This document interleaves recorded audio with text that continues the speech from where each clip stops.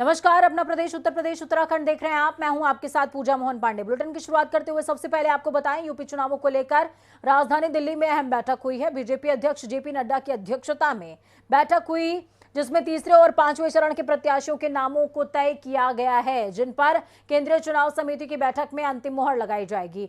तीसरे और चौथे चरण में कानपुर और बुंदेलखंड क्षेत्र के अलावा आबादी क्षेत्र की सीटें भी शामिल हैं।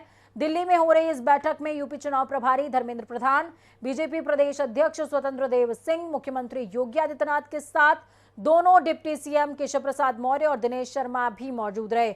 बीजेपी की यह बैठक कल भी होगी। कल की बैठक में उत्तराखंड और उत्तर प्रदेश में होने वाले चुनावों को लेकर रणनीति तैयार की जाएगी, या यूं कहें कि पांचों राज्यों को केंद्र में रखते हुए केंद्रीय चुनाव समिति अहम निर्णय लेने वाली है।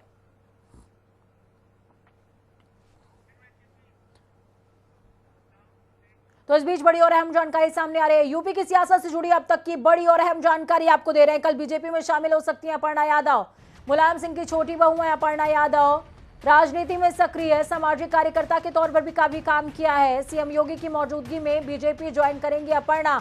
अरुण यादव ने ट्वीट करते हुए इस बात की जानकारी दी है। बड़ी खबर, अहम जानकारी आपको दे रहे हैं। हालांकि अपर्णा यादव को लखनऊ कैंट सीट से खड़ा किया गया था, जहां उनको शिकस्त का सामना भी करना पड़ा, जिसके बाद अपर्णा यादव ने कहा कि वहां पर बीजेपी की स्थिति मजबूत है। ये जानते हुए भी मुझे समाजवादी पार्टी ने वहां से टिकट दिया।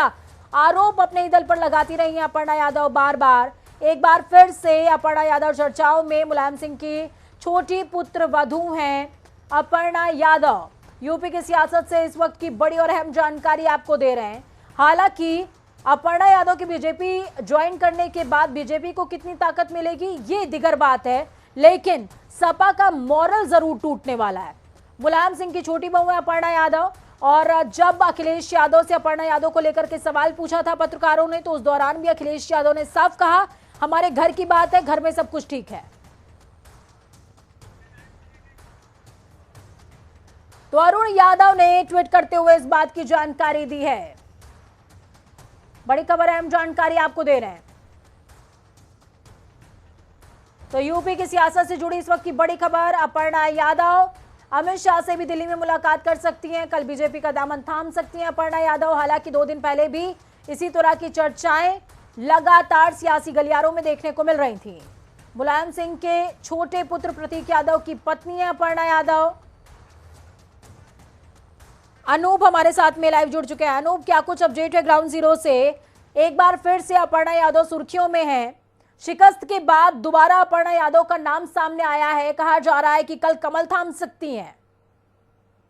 देखिए पूजा, कहीं न कहीं समाजवादी परिवार एक बार फिर से कलह सामने आई। हालांकि काफी प्रयास किया गया, क्योंकि ये करीब 15 दिन से पारिवारिक कलह चल रही है। इस बीच मुलायम सिंह यादव काफी कोशिश किया कि अपर्णा यादव को कैंट विधानसभा से अखिलेश यादव टिकट दे दे। मुझे याद है 2 दिन पहले करीब अखिलेश यादव से मुलाकात करने के लिए जब समाजवादी पार्टी मुलायम सिंह पहुंचे थे, उसके बाद अखिलेश यादव तुरंत वहां पार्टी कार्यालय से निकल चुके थे। यानी समाजवादी पार्टी के राष्ट्रीय अध्यक्ष अखिलेश यादव अपर्णा यादव को किसी भी हालत में टिकट कैंट से नहीं देना चाहते हैं, और अपर्णा यादव लगातार कोशिश कर रही है कि कैंट विधानसभा से विधानसभा का जो टिकट मिले और अपनी दावेदारी मौजूद करे। लेकिन जब हम अनूप कैंट की बात कर रहे हैं, कैंट ऐसा क्षेत्र जहां से रीता बहुगुणा अपने बेटे के लिए टिकट मांग रही हैं, जगदंबिका पाल के बेटे के लिए टिकट चर्चाओं में चल रहा है, केशव प्रसाद मौर्य अपने बेटे के लिए टिकट मांग रहे हैं। तमाम लोग लखनऊ कैंट से चाहते हैं। अपर्णा यादव इस फेहरिस्त में एक और नाम बढ़ जाएगा। हालांकि बीजेपी को कितना फायदा अपर्णा यादव के आने से होगा, ये बात की बात है। सपा का मॉरल डाउन होने वाला है, लेकिन बीजेपी के लिए मुसीबत भी खड़ी होगी। देखिए बिल्कुल सही बात है। कैंट जो विधानसभा क्षेत्र लखनऊ की है, वहां पर एक फैक्टर पड़ता है, क्योंकि वहां पर करीब 2 लाख से ज्यादा एक जो पहाड़ी वोट है, जो सीधे ताल्लुक रखता है उत्तराखंड से, तो वो कहीं ना कहीं उसका बेस मिलता है, और सबसे ज्यादा जो वोट है वो ब्राह्मण है। तो ऐसे में वहां पर जो प्रत्याशी होता है, हमेशा आपने देखा होगा, सुना होगा कि ज्यादातर को ब्राह्मण वहां पर चेहरा जो होता है वो वहां पर उसका जीत का सेहरा बनता है।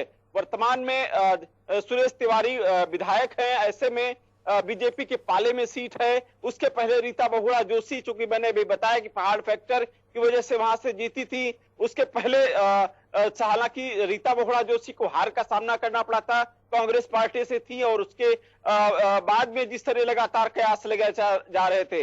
समाजवादी पार्टी उपचुनाव में इस पे अपना आजमाया था, क्योंकि पहाड़ फैक्टर था और जो मेजर आशीष चतुर्वेदी को टिकट दिया था, मेजर आशीष चतुर्वेदी को वहां से हार का सामना करना पड़ा था। तो ऐसे में कहीं ना कहीं जो भाजपा चाहती है कि क्योंकि भाजपा के पाले में है, वहां से कई समीकरण बन रहे हैं।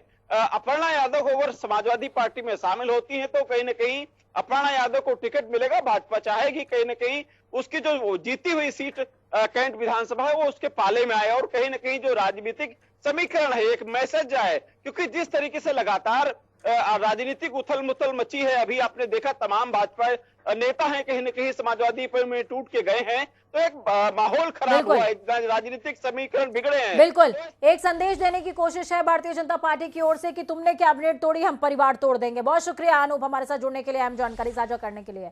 कांग्रेस महासचिव प्रियंका गांधी वाड्रा ने मंगलवार को सोशल मीडिया के जरिए पार्टी कार्यकर्ताओं से संवाद किया। इस दौरान प्रियंका ने हस्तिनापुर सीट से कांग्रेस की उम्मीदवार अर्चना गौतम के सवाल पर कहा, पीएम नरेंद्र मोदी से ऐसे सवाल क्यों नहीं पूछे जाते, सिर्फ महिलाओं को ही क्यों शादी से जुड़ी बातों और कपड़ों के पहनावे को लेकर निशाना साधा जाता है। प्रियंका ने बीजेपी पर हमला करते हुए कहा, भारतीय जनता पार्टी हस्तिनापुर के उम्मीदवार अर्चना गौतम को हल्का उम्मीदवार साबित करना चाहती है।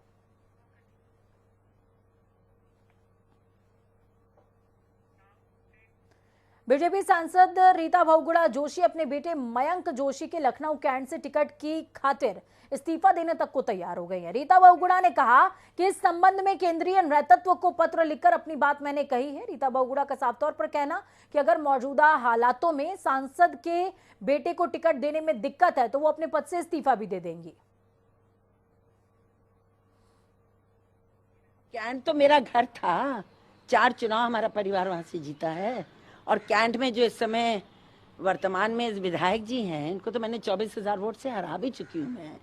तो क्या, और मयंक, देखिए मेरी बात छोड़िए, 12 साल से 2009 से मयंक लगातार वहाँ काम कर रहे हैं और वो टिकट मांगने का उनका हक बनता। भाई हर सीट पे 10 लोग 15 लोग टिकट मांग रहे हैं, तो ऐसा तो नहीं है कि अगर ये टिकट नहीं मांगेंगे तो और कोई नहीं है।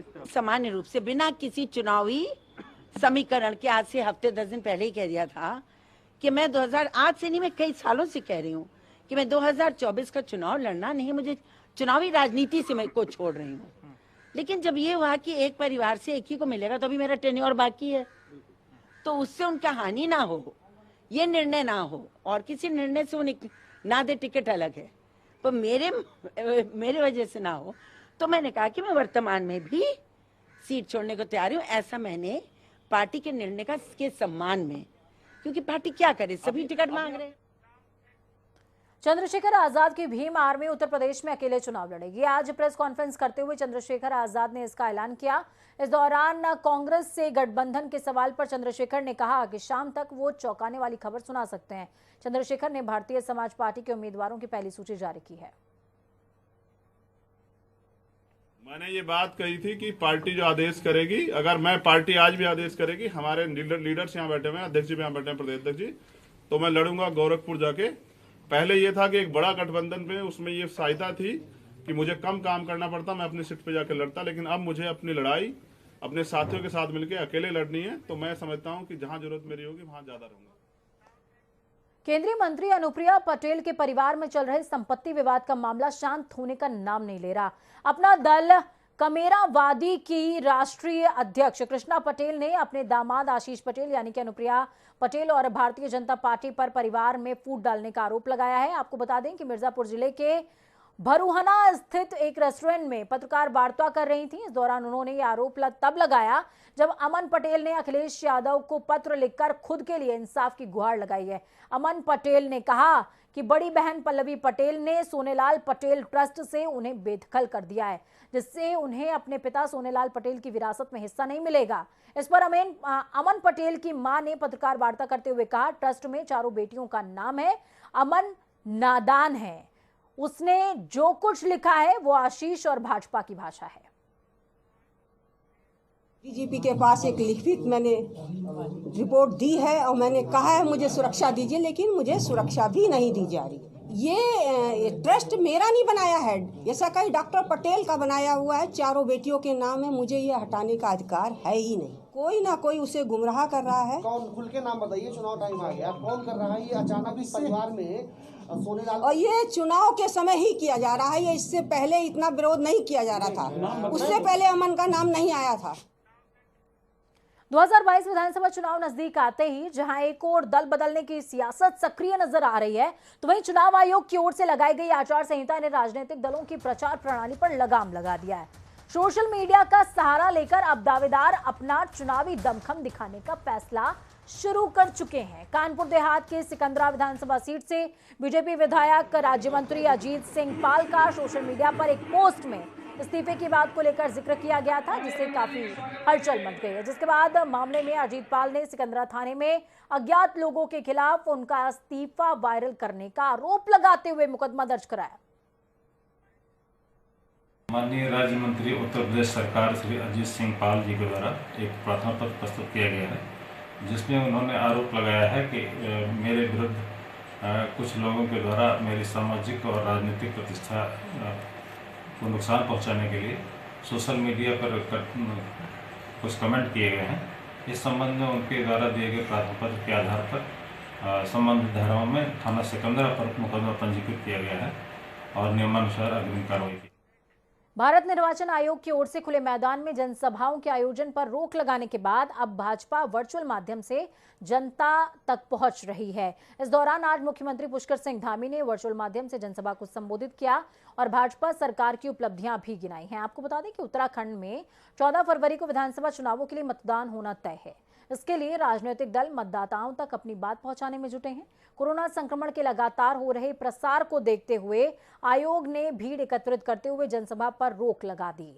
इसके लिए राजनीतिक दलों को वर्चुअल प्लेटफॉर्म का इस्तेमाल करने को कहा गया। भाजपा की पहली वर्चुअल जनसभा में सीएम धामी सहित बीजेपी प्रदेश अध्यक्ष मदन कौशिक और संगठन मंत्री अजय कुमार मौजूद रहे। जो सरकारों में रही हैं, अपने समय में कोई काम उन्होंने नहीं किया।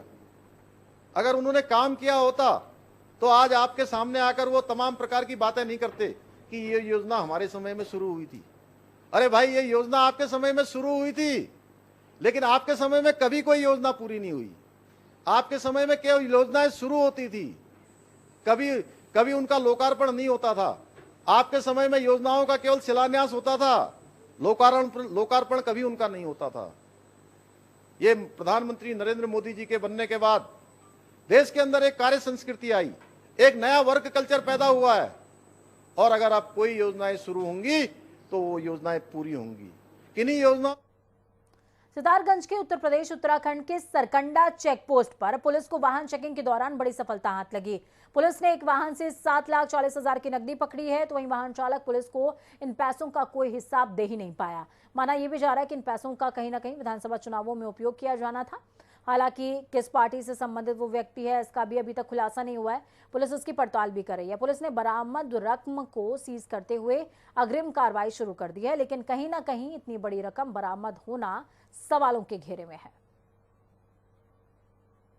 मेरे द्वारा सरकरा बैरियर पे पुलिस टीम के साथ चेकिंग की जा रही थी, तो हमारी की तरफ रास्ते की तरफ से एक गाड़ी आती दिखाई दी, जिसकी चेकिंग की गई, तो उसमें 7,40,000 रुपये बरामद हुए, जिनके उनके पास कोई लेखा जोखा नहीं था। उनसे पूछा गया कि रुपए कहाँ से लाए, तो वो उस बारे में कुछ नहीं बता पाए। आदर्श आचार संहिता लगी हुई है, इसलिए रुपये को सीज किया जा रहा है और अधिकारियों को सूचना दी। इनका नाम राकेश कुमार चौबे है और ये बसंत गार्डन शिक्षा के रहने। पूर्व मंत्री हरक सिंह रावत की कांग्रेस में एंट्री से पहले उनका विरोध शुरू हो गया है। कांग्रेस के केदारनाथ विधायक मनोज रावत ने हरक सिंह रावत पर खुलकर आरोप लगाते हुए उनका विरोध किया। साथ ही कहा कि जो व्यक्ति कल तक सरकार का हिस्सा था, आज वो अपने किए भ्रष्टाचार को नहीं छिपा सकता है। भाजपा से बर्खास्त और कांग्रेस में एंट्री की तलाश कर रहे हरक सिंह रावत को अभी एंट्री नहीं मिल पाई है। उनका विरोध कांग्रेस संगठन में पहले ही होने लगा है। केदारनाथ से कांग्रेस के विधायक मनोज रावत जी इस वक्त हमारे साथ हैं। रावत जी, क्यों विरोध हो रहा है हरक सिंह रावत का कांग्रेस में? देखिए, कांग्रेस के आम कार्यकर्ताओं को वो दिन याद आ गए 16 का, कि जब एक गिरोहबंद तरीके से कांग्रेस के विधायकों को डॉक्टर हरक सिंह रावत जी के नेतृत्व में भारतीय जनता पार्टी दल बदल कराया और उस दल बदल को उत्तराखंड उच्च न्यायालय और उच्चतम न्यायालय ने भी एक लोकतंत्र की हत्या का एक वाकया करार किया और इनको लोकतंत्र का हत्यारा बताया। तो ऐसे लोगों को जिन्होंने कांग्रेस को गर्त में धकेलने के लिए कोई भी कोशिश कम नहीं की हो और 5 साल तक के भारतीय जनता पार्टी की सरकार में रहते हुए सदन के भीतर मैं विधायक के रूप में मैंने देखा कि किस तरह से कांग्रेस की हंसी उड़ाई, कांग्रेस को हमेशा खत्म करने की कोशिश करी और कांग्रेस ही नहीं उत्तराखंड के लोकतंत्र को, उत्तराखंड की बेहतरी को, उत्तराखंड के अच्छे माहौल को खत्म करने की कोशिश करी। तो ऐसे लोगों के प्रति कांग्रेस के आम कार्यकर्ताओं में आक्रोश है और उस आक्रोश की अभिव्यक्ति मैं कर रहा हूं, ये मुझे खुशी है। क्या लगता है विधायक जी, क्योंकि कुछ लोग ऐसे हैं कांग्रेस में भी जो चाहते हैं कि हरक सिंह रावत आए और कांग्रेस को मजबूत करने का काम करें, लगता है कांग्रेस इतनी मजबूत नहीं है और उनके आने से और मजबूत होगी? देखिए, अभी तक के कांग्रेस में किसी ने भी ये इच्छा व्यक्त नहीं करी कि हरक सिंह खुल करके आए और हरक सिंह बड़े खुले ढंग से कहते हैं कि साहब मैं 70 सीटों पर चुनाव लड़ सकता हूं या लड़ा सकता हूं। तो उनको बेहतर यह है कि उनको अपना दल बना करके, क्योंकि भारतीय जनता पार्टी ने तो कोई स्कोप उनके लिए छोड़ा नहीं और वो केदारनाथ जब आना चाह रहे थे तो हम तो खुल करके कह रहे थे कि वो केदारनाथ में आए और हमारा मुकाबला करें। तो वो उनके लिए अच्छा यह है कि वो जिस कांग्रेस को उन्होंने गर्त में धकेलने के लिए और हमारे शीर्ष नेताओं को के लिए उन्होंने जो अपशब्द कहे हैं और जो सबसे बड़ी बात यह है कि लोकतंत्र में हमारे पूज्य नेता स्वर्गीय राजीव गांधी जी ने जिस दल बदल कानून को इसीलिए पार्लियामेंट में लाए और उसको कानून का रूप दिया कि यह आया राम गया राम की संस्कृति इस देश से जाए, उस विचारधारा के लिए हम तो कहते हैं कि हम उस विचारधारा के लिए लड़ रहे हैं। तो वो उस विचारधारा के पास उनको आना भी नहीं चाहिए। अब वो ये तो संभव नहीं है कि हर 5 साल बाद वो रोध होकर के फिर नए दल में जाएं और नई सीट पर जाएं और नई जगहों से चुनाव लड़ें। उनका कमिटमेंट किसी के प्रति तो होना चाहिए, चाहे अपने सीट के प्रति, चाहे अपने परिवार के प्रति, अपने लोगों के प्रति और चाहे अपने दल के प्रति, चाहे अपनी राजनीतिक निष्ठा के प्रति। कहीं न कहीं तो बताएं कि उनकी निष्ठा किसी के प्रति ठीक है, रहेगी और आगे भी बरकरार रहेगी। कांग्रेस के केदारनाथ विधायक मनोज रावत जी, जिनका साफ तौर पर कहना है कि भाजपा से बर्खास्त कैबिनेट मंत्री हरक सिंह रावत कांग्रेस में आने की सोच जरूर रहे हैं, लेकिन कांग्रेस में उनका लगातार विरोध होता रहेगा। पिछले 5 साल उन्होंने जिस तरह के कुकृत्य उत्तराखंड को लेकर किए हैं, साफ तौर पर कांग्रेस में उनकी क्षमा ही नहीं है। कैमरामैन रुपेश नेगी के साथ अजीत काम्बोज, जनता टीवी, देहरादून। तो वक्त यहाँ पर छोटे से ब्रेक के उस पार खबरों का सफर लगातार जारी है। बने रहिए जनता टीवी के साथ। जनता टीवी की ये कामना है कि आपका आने वाला कल आज से बहुत बेहतरीन हो। नमस्कार।